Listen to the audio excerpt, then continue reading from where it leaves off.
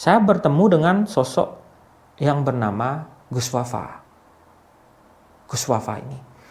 Nah, Gus Wafa ini adalah adik dari yang mempunyai pondok ini, gitu. Dan teman-teman saya bilang kalau beliau itu seorang wali songo seperti itu, seorang wali. Nah, saya kan nggak begitu paham ya tentang wali dan lain-lain. Cuman pada saat itu saya melihat beliau pakai sedan itu masukkan bensinnya kan habis tuh di sedan itu. Dia isi BBM itu pakai selang air, dimasukin ke selang di tangkinya itu. Itu saya kaget. Kok dia masukin air ke mobilnya, ke tangki mobil. Dia masukin air, saya lihat sendiri itu, masukin air. Setelah itu dia matiin keran, dia start mobil, hidup. Wah, itu udah paling aneh itu saya lihat di Banyuwangi itu.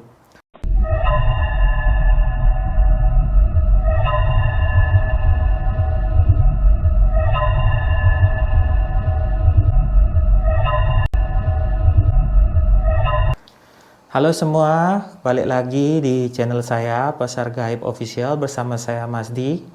Kali ini saya akan menceritakan pengalaman saya, pengalaman mistis saya itu saat saya berada di Banyuwangi, tepatnya di Jawa Timur. Nah, kisah ini sebenarnya sudah lama sekali ya. Ini waktu saya SMP. Sebenarnya SMP ya, pertama kali itu saya waktu SMP kelas 1 itu disekolahkanlah di SMP di Denpasar di Bali dulu ya sama bapak saya. Kebetulan bapak saya seorang bisnismen lah pada saat waktu itu. Nah, saya disekolahkan di sekolah lumayan bagus di SMP Pidada waktu itu di Ubung tepatnya. Nah, karena saya itu bandel ya anaknya ya. Jadi saya disekolahkan, saya dikasih motor sendiri pada saat waktu itu sekolah. Jadi saya sekolahnya sering bolos gitu. Pada saat waktu itu saya sering bolos. Nah, ketika saya sekolah, saya selalu bolos, saya parkir nongkrong di terminal Ubung waktu itu. Wah, pokoknya sering bolos lah waktu itu. Nah, akhirnya saya menjalani sekolah di sana selama 6 bulan. Nah, mulailah ada laporan dari guru dari sekolah ke bapak saya. Dan bapak saya akhirnya memutuskan memondokkan saya pada saat waktu itu. Dia bilang, kamu lebih baik mondok aja di Banyuwangi, kalau kayak gini kamu tingkahmu kayak begini gitu. Nah, akhirnya saya belum mengiyakan waktu itu karena saya suka di Bali kan. Akhirnya bapak saya memaksa waktu itu, kamu di pondok aja. Lama tuh bapak saya ngerayu tuh. Ada mungkin sebulan mungkin ngerayu saya tuh buat saya mondok gitu. Nah, akhirnya saya menyetujui bahwa saya tuh ya udah Pak, saya mau mondok gitu. Nah, akhirnya bapak saya mulai tuh ngajak saya ke Banyuwangi dan mengurus sekolah pondoknya tepatnya itu di Blok Agung ya, di Blok Agung di Genteng. Nah, pada saat itu diajaklah saya ke pondok itu, namanya Pondok Blok Agung, lokasinya itu di Genteng. Dan setelah saya nyampe di sana, bapak saya nganterin saya ke sana. Saya berangkat berdua cuman sama bapak saya aja. Saya dianterin ke Genteng di pondokan itu. Nah, awal mula saya nyampe di sana itu, saya kan kaget, oh gimana sih pondok, namanya orang mondok nih gimana, saya bilang gitu. Terus sampai di sana, akhirnya saya diperkenalkan bersama pemilik pondoknya di sana, dan teman-teman saya diperkenalkan oleh orang-orang di sana yang mondok di sana, dan ditunjukkan kamar. Oh, bahwa kamar kamu di sini. Saya waktu itu kalau nggak salah saya satu kamar itu berlima deh, berlima. Dan saya diperkenalkan kepada teman-teman saya sekamar itu, salah satunya Gopur dan ada teman-teman yang lain juga. Nah, setelah itu bapak saya melakukan administrasi dan lain-lain. Akhirnya saya ditunjukkanlah ke warung nih, warung tempat saya makan setiap hari. Jadi saya disangoni sama bapak itu, disangoni uang juga, cuman untuk makan itu sudah dibayar tiap bulan di warung itu. Jadi saya nggak bayar untuk makan lagi. Kalau mau makan ya tinggal ada ke warung itu gitu, makan gitu. Oh, jadi saya bilang oh ya oke gitu. Nah, akhirnya setelah mengurus itu, memperkenalkan orang-orang di sana, di pondokan, dan di mana saya makan dan lain-lain. Setelah itu bapak saya pulang ke Bali lagi gitu. Nah, hari pertama itu saya diperkenalkan ke tempat-tempat di sana sama Gopur, teman saya ini, teman sekamar saya, namanya Gopur. Dia juga orang Banyuwangi. Dan kebetulan si Gopur ini orang tuanya juga tinggal di Bali gitu. Dan akhirnya itu dah saya dikenalin tempat-tempat di sana sama si Gopur. Ini loh tempat-tempat mandi gitu. Oh, di sini kita mandi tiap hari. Nah, kalau mau mandi di sini gitu. Pokoknya Gopur tuh nunjukin saya lah sekilasan di pondokan itu. Nah, yang saya kagetkan pada waktu saat itu, mohon maaf ya bukannya gini, yang saya kagetkan itu ada sebuah kolam tempatnya orang-orang mandi di sana, kolam. Nah, yang saya kagetkan itu dia gosok gigi di sana, berkumur di sana, di kolam itu, berkumur di sana, gosok gigi di sana, mandi pakai sabun juga, mandinya di sana, kencing juga di sana. Mungkin kan kita nggak tahu teman-teman itu kencingnya mungkin di sana. Jadi pada saat waktu itu teman saya lihat banyak yang koreng gitu. Nah, saya sebagai nggak pernah di pondok, jadi saya waktu itu sempat kaget. Kalau saya mandi di sini saya koreng nanti. Saya nggak biasa mandi begitu. Soalnya airnya itu nggak yang mengalir, bukan air mengalir begitu. Jadi air itu biasanya diganti itu sekitar 2 minggu sekali deh kalau nggak salah. Jadi 2 minggu sekali diganti airnya. Nanti polanya begitu lagi. Mandi, gosok gigi di sana, sabunan di sana gitu. Dan saya kayak ngerasa risih waktu itu. Nah, jadi saya nggak bisa mandi di sana.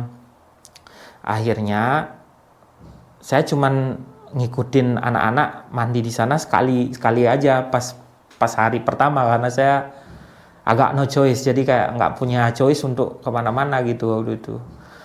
Dan hari kedua akhirnya saya nanya lah sama temen kamar saya, si Gopur, selain kolam itu ada tempat mandi lain nggak gitu. Nah, dia jawab ada, tapi di luar, di sungai gitu.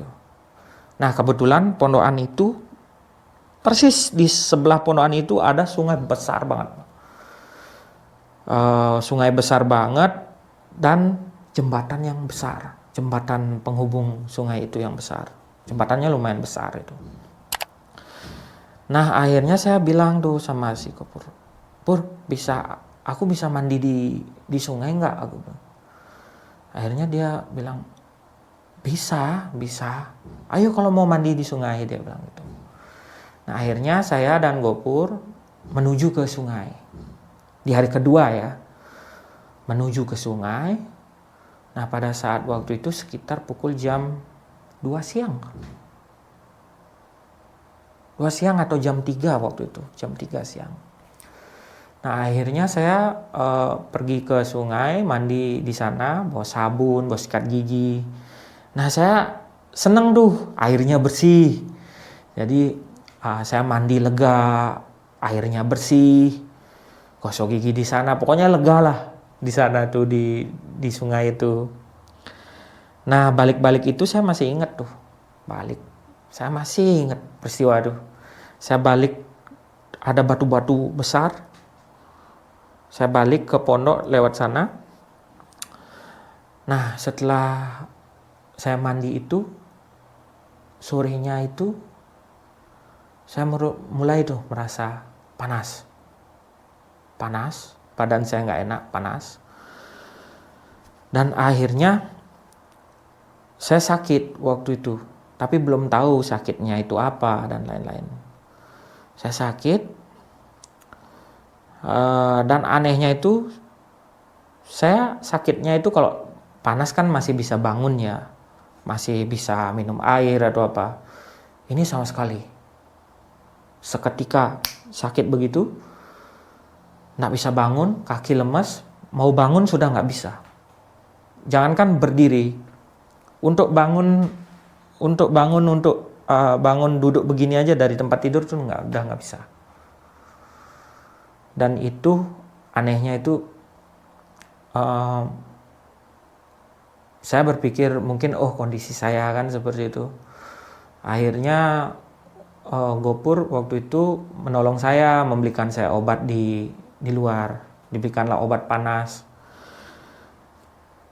Dan pada saat waktu itu saya sakit, hari malam pertama itu saya minum obat, tapi kok mimpi saya buruk terus.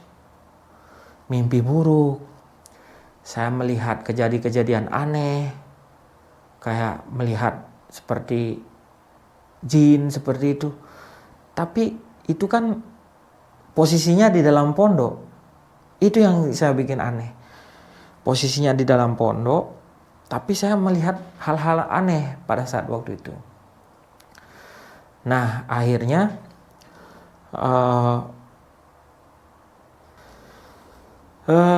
pada waktu saat itu intinya saya mimpi buruk, bukan melihat sesuatu dong apa, mimpinya buruk sampai situ kebangun itu sampai keringat dingin keluar.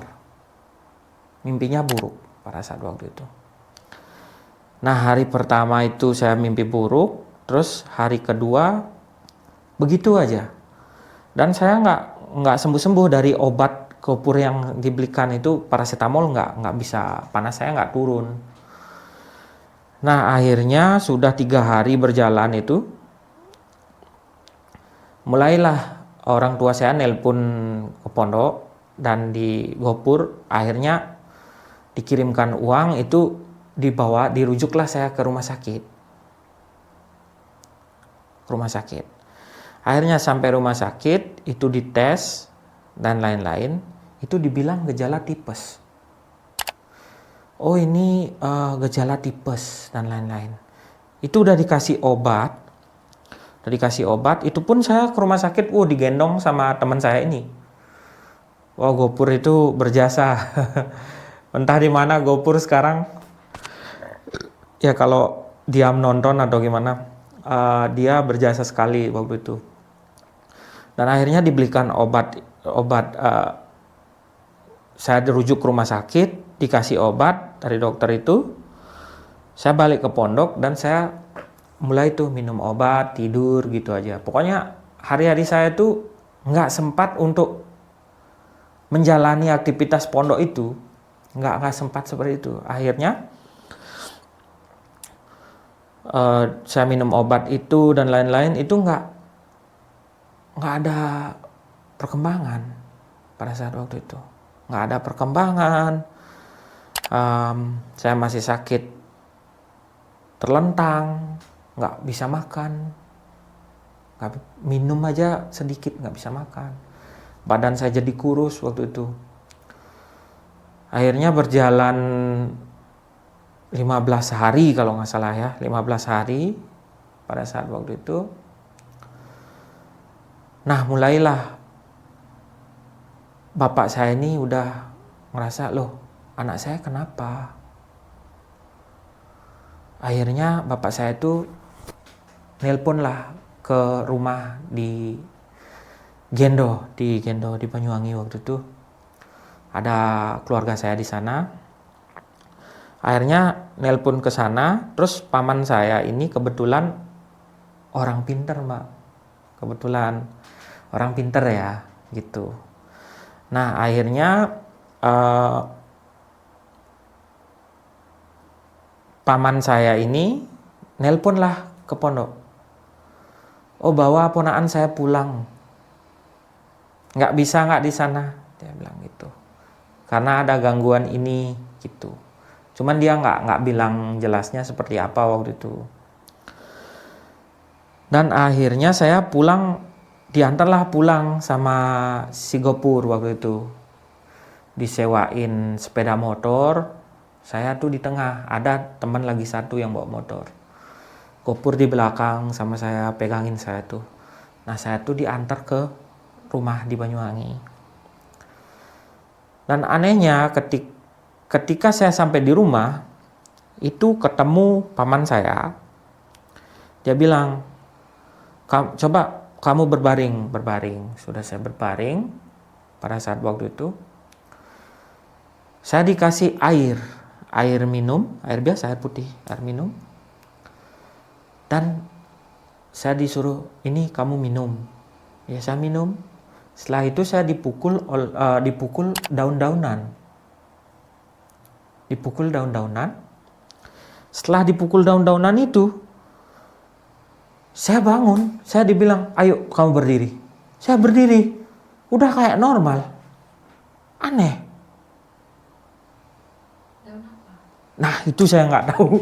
Itu daun apa, itu saya dipukul daun itu. Saya berdiri, biasa normal. Terus paman saya bilang tuh sama saya, kamu ini digendongin makhluk halus. Digendongin makhluk halus, itu ada, kalau nggak salah dia bilang 12 makhluk. Dijelasin nggak detailnya gambaran makhluk halus 12 itu seperti apa? Gambarannya saya nggak dijelasin pada saat waktu itu. Nggak begitu dia menjelaskan, karena mungkin karena orang pintar tuh kan kayak nggak begitu mau menjelaskan itu. Cuman dia bilang, oh ada 12 makhluk halus. Terus ditanya, kamu nih sempat kemana? Dia bilang, saya nggak ada di pondok itu. Saya terakhir sebelum saya sakit itu saya mandi di sungai. Oh benar dah, kamu kena itu yang di sungai, dia bilang gitu. Dan anehnya itu saya masih bertanya-tanya sampai sekarang. Saya udah di kepala 3 ya, udah lama sekali itu. Saya kok berpikir pada saat waktu itu, kenapa ya bisa mereka menyakiti saya di sana? Itu kan posisinya di pondok, pas di dalam pondokan. Teman saya di sebelah saya tuh ngaji, setiap hari ngaji. Tapi saya masih nggak bisa bangun waktu itu. Ngaji teman saya di sebelah. Nah, itu yang bikin saya penasaran pada saat waktu itu. Kenapa ya saya bisa kena posisi saya di dalam pondok. Sedangkan di sana itu kan banyak yang orang ngaji dan lain-lain seperti itu. Apa mungkin doanya ngaji itu, doanya mengusir setan itu beda mungkin ya sama sekedar mengaji mungkin ya. Saya juga nggak tahu. Nah, itu kejadian mistis yang saya alami ketika di Banyuwangi. Dan ada juga pada saat hari pertama, saya kelewat tadi, ada juga pas hari pertama, saya bertemu dengan hari pertama saya di pondok ya, itu kan pas Gopur tuh Gopur itu menunjukkan area pondok kan. Ini tempat pemandian, ini tempat makan. Dan pada saat waktu itu, malam pertama itu ada acara pondok. Jadi ada acara pondok, waktu itu ada konser di luar ya. Ada konser di luar itu, kalau nggak salah pada saat waktu itu ada Reni Farida, penyanyi dangdut Reni Farida itu datang. Pokoknya yang penyanyi terkenal Banyuwangi, mungkin orang Banyuwangi tahu ya. Jadi pada saat itu saya bertemu dengan sosok yang bernama Gus Wafa. Gus Wafa ini. Nah, Gus Wafa ini adalah adik dari yang mempunyai pondok ini. Gitu. Dan teman-teman saya bilang kalau beliau itu seorang wali songo seperti itu, seorang wali. Nah, saya kan nggak begitu paham ya tentang wali dan lain-lain. Cuman pada saat itu saya melihat beliau pakai sedan itu masukkan bensinnya kan habis tuh di sedan itu. Dia isi BBM itu pakai selang air, dimasukin ke selang di tangkinya itu. Itu saya kaget. Kok dia masukin air ke mobilnya, ke tangki mobil. Dia masukin air, saya lihat sendiri itu, masukin air. Setelah itu dia matiin keran, dia start mobil, hidup. Wah, itu udah paling aneh itu saya lihat di Banyuwangi itu. Kalau orang Banyuwangi tahu, pasti tahu Gus Wafa. Beliau sudah, yang saya dengar sudah wafat ya, sudah meninggal. Itu yang saya lihat mata kepala saya sendiri sih pada saat waktu itu.